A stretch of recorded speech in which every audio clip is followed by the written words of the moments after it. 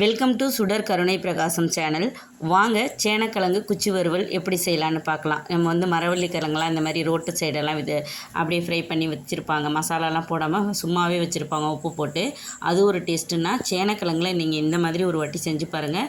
திரும்ப திரும்ப உங்கள் குழந்தைங்க அம்மா இந்த மாதிரி செஞ்சு கொடு அப்படின்னு சொல்லி கேட்பாங்க. ரொம்பவே நல்லாயிருக்கும். இது ரச சாதம், சாம்பார் சாதம், தயிர் சாதம் எல்லாத்துக்கும் தொட்டுட்டு சாப்பிட்லாம், சும்மாவே கூட சாப்பிட்லாம். செய்யும் போதே பாதி காலி ஆகிடும்.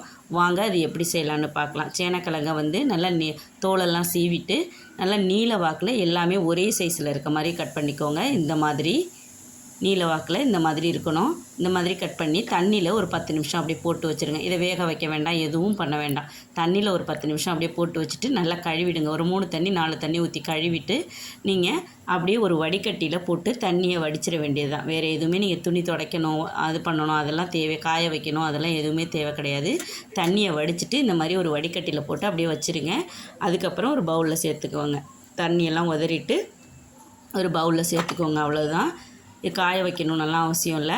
இந்த மாதிரி சேர்த்துட்டு நம்ம மசாலா தூள் மற்ற மாவு பொருளெல்லாம் இதில் சேர்க்கலாம். சிம்பிளான ஒரு ரெசிபி தான். 1 டேபிள் ஸ்பூன் அளவுக்கு சோள மாவு. நீங்கள் வந்து ஃபஸ்ட்டு சோள மாவு சேர்க்குறப்போ 1 டேபிள் ஸ்பூன் சேர்த்துக்கோங்க. 1 டேபிள் ஸ்பூன் அரிசி மாவு, ஒரு அரை டீஸ்பூன் வாக்கில் உப்பு, தூள் உப்பு சேர்த்துருக்கேன். இதெல்லாம் போட்டு முதல்ல அந்த மேலே அது ஒரு கோட்டிங் மாதிரி கொடுத்துக்கோங்க. நீங்கள் வந்து அந்த சேனக்கிழங்கு வந்து அதில் கொஞ்சம் ஈரம் இருக்கும், அதை வந்து இந்த மாவெல்லாம் போடுறப்போ அது இழுத்துக்கும், நமக்கு கிறிஸ்பியாக கிடைக்கும். அந்த மாவு வந்து அப்படியே லேயர் மாதிரி வராமல் நமக்கு வந்து பஜ்ஜி மாவு மாதிரி ஆகிடக்கூடாது. இது அந்த மேலே வந்து அப்படியே பூசின மாதிரி இருக்கணும் அந்த வறுவலில். அப்போ தான் சாப்பிடும்போது நல்லா கிறிஸ்பியாக அந்த கிழங்கோட அந்த டேஸ்ட்டு நமக்கு வாயில் கிடைக்கும். மாவு அதிகம் போயிடாமல் இருக்கும். இப்போ இதுக்கப்புறம் நம்ம இஞ்சி பூண்டு பேஸ்ட்டு 1 டேபிள் ஸ்பூன் சேர்த்துக்கிறோம். மிளகாத்தூள் ஒரு 3/4 டீஸ்பூன் சேர்த்துக்கிறோம். அப்புறம் பெருங்காயத்தூள் கொஞ்சமாக சேர்த்துக்கலாம். மஞ்சத்தூள் ஒரு 1/4 டீஸ்பூன், சோம்புத்தூள் 1 டீஸ்பூன், பொடிச்ச சோம்பு 1 டீஸ்பூன். இந்த சோம்புத்தூள் மிஸ் பண்ணாமல் சேருங்க, அப்போ தான் ரொம்ப டேஸ்ட்டாக இருக்கும். இப்போ இது எல்லாத்தையும் ஒரு வாட்டி நல்லா கலந்து கொடுத்துக்கலாம். நல்லா அந்த மேலே அந்த மிளகாத்தூள் எல்லாமே வந்து அந்த இது உடஞ்சிராமல் போட்டு அமுக்கி உடச்சிராமல் அந்த சைஸ் ஒரே மாதிரி அந்த கிழங்கு வந்து உடஞ்சிராமல் அப்படியே லைட்டாக ஜென்டிலாக பிசைஞ்சு கொடுங்க. பிசைஞ்சு கொடுத்துட்டு லாஸ்ட்டாக 1 டீஸ்பூன் வந்து சோள மாவு சேர்த்துக்கோங்க. அப்போ தான் வந்து அந்த மேலே அந்த மசாலாலாம் அதில் ஒட்டிக்கும், நல்லா பிடிச்சிக்கும், உங்களுக்கு கிறிஸ்பியாக இருக்கும் சாப்பிட்றப்ப. ஃபஸ்ட்டு 1 டேபிள் ஸ்பூன் சேர்த்தோம். அதுக்கப்புறம் மசாலாலாம் போட்டதுக்கப்புறம் 1 டேபிள் ஸ்பூன் சோள மாவு சேர்த்துட்டு இந்த மாதிரி கையால் பிசைஞ்சு கொடுத்துக்கோங்க. நல்லா பிசையணும். இந்த மாதிரி பிசைஞ்சிட்டு இதுக்கப்புறம் நம்ம வறுக்க வேண்டியது தான். தண்ணியெல்லாம் எதுவுமே சேர்க்கக்கூடாது. இந்த மாதிரி இருக்கணும். நம்ம பூசி வச்சுருக்க மசாலாத்தூள் வந்து இந்த மாதிரி இருக்கணும். இப்போ எண்ணெயை சூடு பண்ணிக்கலாம். கடாயில் நல்லா சூடானதுக்கப்புறமா நாம் பொரிக்க வேண்டியது தான். எண்ணெய் வந்து கம்மியாக ஊற்றிக்கோங்க. நம்ம வந்து கொஞ்சம் கொஞ்சமாக போட்டு பொரிக்கலாம். இப்போ இந்த மாதிரி நீல வாக்கில் உடச்சிடாமல் எடுத்து நம்ம பொரிக்க வேண்டியது தான். எடுத்து ஒன்று ஒன்றா போடுங்க. இல்லை கொஞ்சம் கையால் பிசைஞ்சு விட்ட மாதிரி போடுங்க. ஆனால் வந்து கரண்டி வச்சு கிளற வேண்டாம். ஃபஸ்ட்டு அது நல்லா அந்த பபுள்ஸ் எல்லாம் ஓரளவுக்கு அடங்கி வர்றதுக்கு அப்புறமா நீங்கள் கரண்டி வச்சு கிளறுங்க. அப்போ தான் அந்த மசாலாலாம் உதிர்ந்து போகாமல் அதில் அப்படியே பிடிச்சிக்கும். இப்போ நல்லா அந்த பபுள்ஸ் அடங்குற வரைக்கும் நல்லா வெயிட் பண்ணிவிட்டு அதுக்கப்புறம் கரண்டியை வச்சு நல்லா திருப்பி கொடுத்து நம்ம கிளற வேண்டியது தான். இந்த சேனக்கிழங்கு வறுவல் நம்ம சேனலில் ஏற்கனவே பல விதமாக போட்டிருக்கேன். உங்களுக்கு விருப்பம் இருந்தால் போய் செக் பண்ணி பாருங்கள். ரொம்பவே நல்லாயிருக்கும் இந்த சேனக்கிழங்கு. நம்ம உருளைக்கிழங்கெல்லாம் ஒரு வறுவல் ஒரு மாதிரி நம்ம வறுத்து சாப்பிடுவோம்.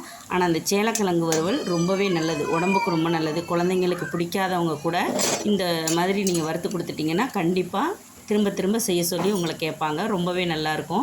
இல்லை ஒரு தக்காளி சாஸு அது இதுன்னு வச்சுட்டு இதை கொடுத்தீங்கன்னா சிப்ஸ் மாதிரி அவங்க உருளைக்கிழங்கு சிப்ஸ் மாதிரி சாப்பிட்டுட்டே இருப்பாங்க. ரொம்ப நல்லது. இது நார்ச்சத்து நிறைய உள்ளது இந்த சேனக்கிழங்கு. இப்போ இந்த மாதிரி பொரித்து எடுத்துக்கணும். பாருங்கள், அதில் உள்ள மேலே வந்து அந்த இது அப்படியே கோட்டிங் வந்து அப்படியே இருக்குது பாருங்கள். உதிர்ந்தே போகலை, எண்ணெயும் குடிக்கலை. கொஞ்சமாக எண்ணெய் ஊற்றி செஞ்சுக்கோங்க. நிறையெல்லாம் ஊற்ற வேண்டாம். நம்ம வந்து ஒரு 1/2 கிலோ வாக்கில் தான் எடுத்திருந்தோம். அந்த அளவுக்கு எண்ணெய் ஊற்றினா போதும். கொஞ்சம் கொஞ்சமாக பொரித்து அள்ளிக்கலாம். இப்போ மறு ஷிஃப்ட்டும் நான் போட்டுட்டேன். இதுமாரி போட்டு எல்லாத்தையும் பொரித்து எடுத்துக்க வேண்டியதான். லாஸ்ட்டாக கொஞ்சம் கருவேப்பிலை போட்டு பொரித்து எடுத்துக்கிட்டிங்கன்னா அது மேலே தூவிக்கலாம். ரொம்பவே நல்லாயிருக்கும் இந்த சேனக்கிழங்கு வறுவல். நம்ம சேனலில் ஏற்கனவே போட்டிருக்கேன். இப்போ உடச்சா இந்த மாதிரி படக்குன்னு உடையணும். இதுதான் வெந்திருக்குன்னு அர்த்தம். இந்த மாதிரி உடஞ்சிச்சின்னா கண்டிப்பாக வெந்துட்டுன்னு நம்ம எடுத்துட வேண்டியது தான். இது பார்க்குறதுக்கும் நல்லாயிருக்கும், சாப்பிட்றதுக்கும் ரொம்பவே நல்லாயிருக்கும். பாருங்கள், இந்த மாதிரி இருக்கணும். பார்க்குறதுக்கு ஒரு கடையில் விற்கிற அந்த குர்குரே மாதிரி இருக்கும். குழந்தைங்களுக்கு கொஞ்சோண்டு சாஸ் வச்சுட்டு தக்காளி சாஸ் வச்சுட்டு நீங்கள் கொடுத்தீங்கன்னா கண்டிப்பாக சாப்பிடுவாங்க. வேண்டான்னே சொல்ல மாட்டாங்க. இப்போ சேனக்கிழங்கு குச்சி வறுவல் ரெடி ஆயிடுச்சு. நீங்கள் ட்ரை பண்ணி பாருங்கள். சிம்பிளான ஒரு ரெசிபி தான். நம்ம சேனலில் நிறைய ரெசிபிஸ் போட்டிருக்கேன். அந்த வகையில் இன்றைக்கி வந்து சேனக்கிழங்கு குச்சி வறுவல் போட்டிருக்கேன். பிடிச்சிருந்தால் லைக் பண்ணுங்கள், ஷேர் பண்ணுங்கள். சுடர் கருணை பிரகாசம் சேனலுக்கு சப்ஸ்கிரைப் பண்ணுங்கள். எப்போதும் போல் உங்கள் சப்போர்ட் கொடுத்துட்டே இருங்க. நம்ம சேனலில் டெய்லிஸ் ரெசிபிஸ் வந்துடும். டெய்லி பாருங்கள். பார்த்துட்டு உங்கள் கமெண்ட் வந்து பார்த்துட்டு கமெண்ட் பண்ணுங்கள். அதுதான் எனக்கு பயனுள்ளதாக இருக்கும். நன்றி, வணக்கம்.